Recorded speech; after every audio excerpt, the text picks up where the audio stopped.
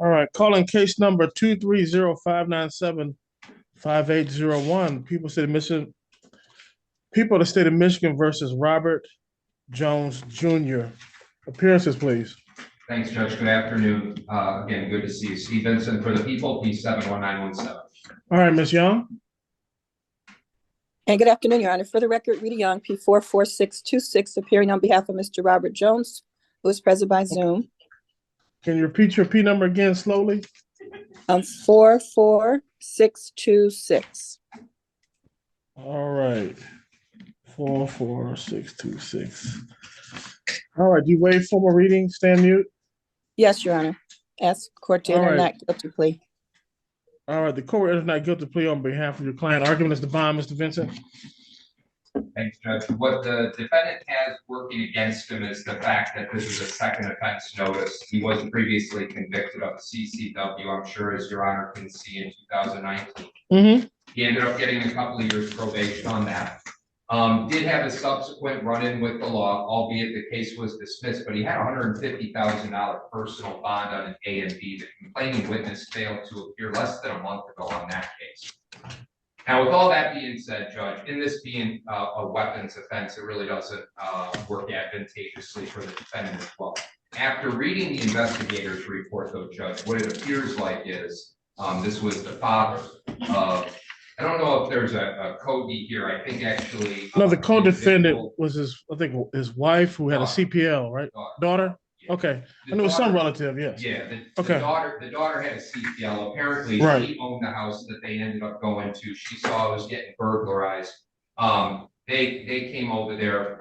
This defendant shouldn't have had a gun, did have a gun. They both fired the gun, Judge, in a residential area. It's a non-assaultive case, but everything that I brought to Your Honor's attention, I would just hope that he takes that into consideration when issuing a bond. Yeah. If I remember correctly from reading the report, his daughter thought that someone's trying to break in the house. Is that? I believe they did. Yes. Yeah. And that's what brought them out with their guns. That's correct. Okay. That's correct, Your Honor. The daughter has the CPL. This defendant doesn't, can't have a CPL, and was previously just convicted. But I'm leaving it up to Your Honor. Okay. All right, Ms. Young. Thank you, Your Honor. My client, he's 69 years old, the father of 3 adult children. He resides with his wife at 18701 St. Mary's here in Detroit, where he has lived for over 50 years. Lord, you put his address on YouTube. Oh, sorry. He is a retiree of Delta Airlines, and he does have one prior conviction. It's non-assaultive in nature. He does have multiple medical problems, Your Honor, including a chronic kidney disease, and is on multiple medications. And as to the charges, Mr. Jones reports that the alarm on the rental property that he owns was activated. So he and his daughter went down to see what was going on. And when they got near the house, they did see reports that he shouted for them to stop. And then he heard a gunshot. And then he reacted by firing into the air. His handgun is registered to him. And he did have a CPL license, Your Honor, as well, but it was expired. It had expired. I don't believe he poses a flight risk. We're asking the court to consider a personal recognizance bond, please. Well, in light of the unique factual circumstance of this case, arguably in some type of self-defense or defense of property, and not as opposed to being an aggressor and trying to commit a crime, the court will give him the benefit of the doubt and give him a personal bond with no GPS tether. We go $10,000 personal bond. And given the fact that he's retained you as well, Ms. Young. Oh, thank you so much, Your Honor. God bless. All right. He will have the only condition of bond is not to purchase any handguns, firearms, or other dangerous weapons. So whatever weapons he may have, he's got to get rid of them or turn them over to a third party. Is that understood? Sir. Yes, sir. Okay. Probable cause conference November 13th in front of Judge Giles. Preliminary examination November 20th in front of Judge Giles. Any questions, Ms. Young or Mr. Jones, regarding bond conditions and no court dates? No, Your Honor, and thank you so very much. All right. Thank you, Ms. Young. Have a good day. Mr. Jones, any questions? No. Okay, have a good day. Thank you, and I'll be in touch, Mr. Jones. Okay, Mr. Barton, can you unmute yourself? Yes, good afternoon, Your Honor. Again, my apologies. No problem, no problem. You're a busy man. I understand that. Mr. Ivy, can you step forward, please?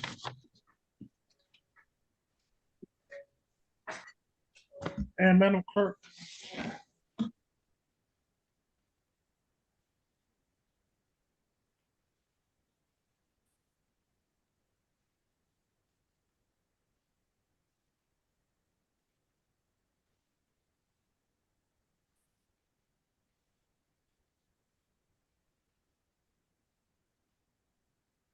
All right.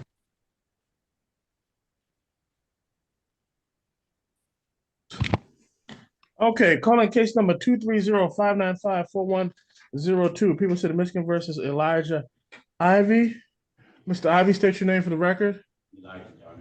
Okay, thank you for your patience. I know your attorney came in this morning, tried to expedite it. Things happen, so thank you for your patience, sir. Thank you. Okay, appearances, please. Thanks, Judge. Good afternoon. Steve Vincent for the people.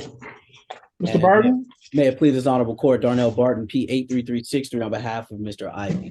Sir. All right, did waive formal reading, stand mute? Yes, as far as the arraignment, my client will waive formal reading, stand mute, and ask that you enter a not guilty plea. All right, the court will enter not guilty plea on behalf of your client. Arguing as the bond, Mr. Vincent. Thanks, Judge. Your Honor, it was just yesterday when the Cody was arraigned in this matter. She was given a $5,000 personal bond, also given a no contact with the defendant next to me. This particular matter, Judge, it's a little different than defendant number one. How so? Well, defendant number two is charged with three of the four counts. Defendant one was only charged with the one. Okay. We also have a defendant who's a HAB 4 notice when the Cody didn't have a HAB. This is HAB 4. This is HAB. And this yes, HAB 4. Okay. Yeah, that's correct. We also have a defendant allegedly who was the one who had the firearm and was caught on surveillance video with the firearm, Judge, unlike the Cody. So they're a little different in terms of the arraignment, in terms of this defendant versus the previous defendant. Now, I do appreciate the fact that the defendant is walking himself in today for arraignment, but I would like Your Honor to take all of those things that I just brought to Your Honor's attention into consideration for bond in this matter. So you're saying same case, different facts? Same facts. Same case, just the defendant that we have in the courtroom today was the one allegedly who was possessing the firearm and has the history, unlike the Cody who ended up getting the $5,000 personal bond. Okay, Mr. Barton? If I may, very briefly, Your Honor, I think you touched on the point about it being the same case, exact same facts. I spoke to the detective on this. We actually coordinated the surrender. He's very aware of what's going on, very helpful young man. I appreciate it. Now, as far as it relates to Mr. Ivy, I think the point is he a danger to society or is he going to come back and appear for court? Well, we know that. Well, let me just say this. I don't believe it's a fight risk for a couple of reasons. He's walked himself in this morning and he's retained you. So the court's satisfied he's not a flight risk. Yeah, he's just danger to the community. I'm gonna tackle if he leaves, all jokes aside.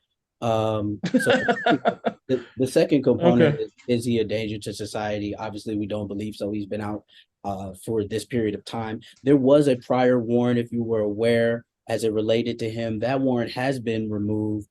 We've addressed that situation. It was a prior. Is that yet another case? That was a prior probation case, Your Honor, that he had, which prevented us from arraigning him today, which is why we weren't able to make the 1030 case. This was a pre-COVID case that we've now resolved, not an issue. So we're okay on that. Now, essentially what we're asking for, Your Honor, and I do understand brother counsel's concern as it relates to the HAB 4, because that is, however, what I believe is at worst, we would respectfully ask for the $5,000 to a $10,000 personal bond. If you wanted to increase the personal bond, I understand that. But at the end of the day, I know for sure he is going to appear and he is not a danger to society. As a matter of fact, what distinguishes him? Camera. No, go ahead. I haven't heard. I talked to the detective. He didn't clarify. This is the first time I'm hearing from brother prosecutor that they, for a fact, have this individual on camera with some type of weapon. So the detective didn't say Okay. that. So I don't know, but I have to take brother counsel at his word. Um, So we're asking for a personal bond, essentially. personal bond. All right, Mr. Vincent, anything you want to add? In addition to the one, we actually have two different surveillance. We have a video and we have the surveillance. Defendant does have assaultive past. He does have 2 prior AMVs as well, Judge. Okay. All right, court having an argument as to bond. Given the fact that he's turned himself in, has retained Mr. Barton, the court's going to give the benefit of doubt to Mr. Ivy and give you a $5,000 personal bond. Was there no contact provision you wanted me to add, Mr. Vincent? There's already no contact with the Co-defendant yes. on their end? Okay, so we're good then. I'm not going to be asking for that. Okay. All right, Mr. Ivy, $5,000 personal bond. While this case is pending, you're not to possess or obtain any firearms, handguns, any other dangerous weapons. Court dates, Mr. Barton. Probable cause conference November 13th, preliminary examination November 20th, both in front of Judge Sabri. Mr. Ivy and Mr. Barton, any questions regarding bond conditions and/or court dates? If I Mr. may, Barton. I'm sorry, that was 8:30 in the morning on the 13th, Your Honor? Or was that an afternoon? Yes, I believe the first one is via Zoom. The second one, I think, may be in person. Understood, Your Honor. And we are all set. I appreciate that. Thank you, Your Honor. Thank you, brother counsel. Okay. Thank you, sir. All right, you guys. Okay, have a good day.